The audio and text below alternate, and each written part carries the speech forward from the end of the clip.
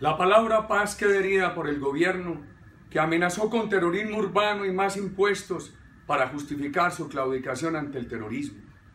La palabra paz queda herida por la validación del paredón de Fidel Castro, su dictadura comunista y la tiranía sanguinaria de Chávez y Nicolás Maduro. La palabra paz queda herida con la elevación del grupo terrorista FARC a la condición de socio del Estado o paramilitar con el pretexto de combatir a otros criminales. La palabra paz queda herida con la aceptación de que los responsables de delitos de lesa humanidad como secuestro, carros bomba, reclutamiento de niños y violación de niñas no vayan un solo día a la cárcel y puedan ser elegidos a posiciones públicas. Estos premios al delito generan nuevas violencias. ¿Qué decir a los miles de presos con delitos menos graves que los de FARC y que además de la privación de la libertad no pueden ser elegidos? ¿Qué decir a quienes han perdido por siempre los derechos políticos? ¿Qué decir de los paramilitares creados por la guerrilla y la falta de autoridad que por delitos igualmente graves fueron a la cárcel o se extraditaron?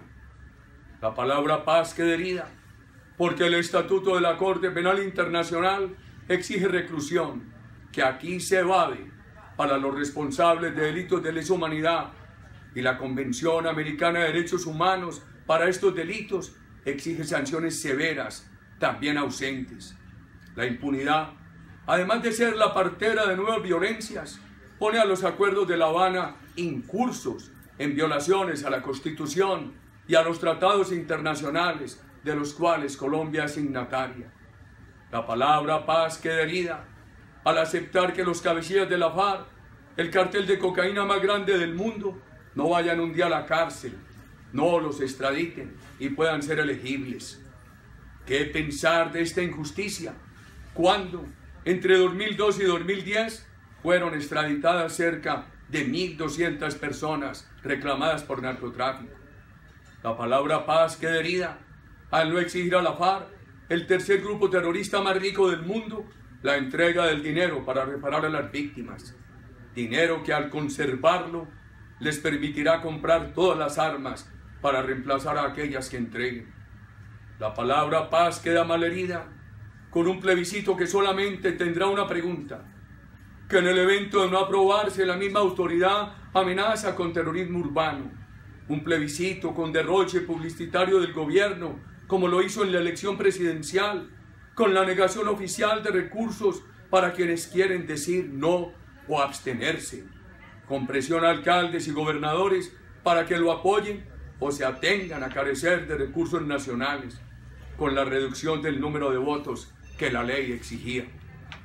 La palabra paz queda herida por un gobierno que ha engañado al pueblo y manipulado las normas jurídicas para cambiar la Constitución al antojo del grupo terrorista, que con aprobación oficial somete a las instituciones en lugar de someterse a ellas. Ubican esos acuerdos en el bloque de constitucionalidad con la osadía de que sean inmodificables.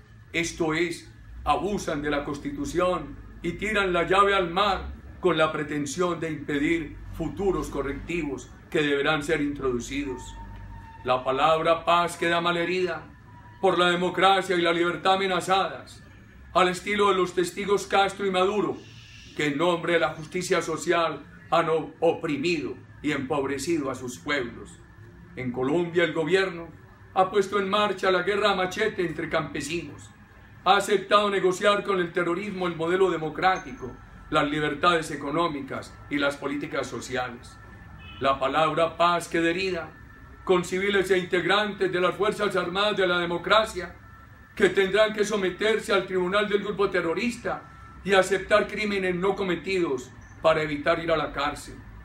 Muchos sabrán disimular que la historia gloriosa empieza con la capitulación ante el grupo terrorista y la nación entera queda ante la incertidumbre de ver a las Fuerzas Armadas destruidas o en la cárcel y al terrorismo en el poder. Los esfuerzos en la formación democrática de la patria quedarán en el desconocimiento o en la condena al estilo de Castro, Chávez y Maduro. La palabra paz queda herida cuando el gobierno, para firmar con el grupo terrorista, es complaciente con la tiranía de Venezuela no obstante que Maduro utiliza otra sigla terrorista, la del ELN, para mantener al gobierno sometido y a sabiendas.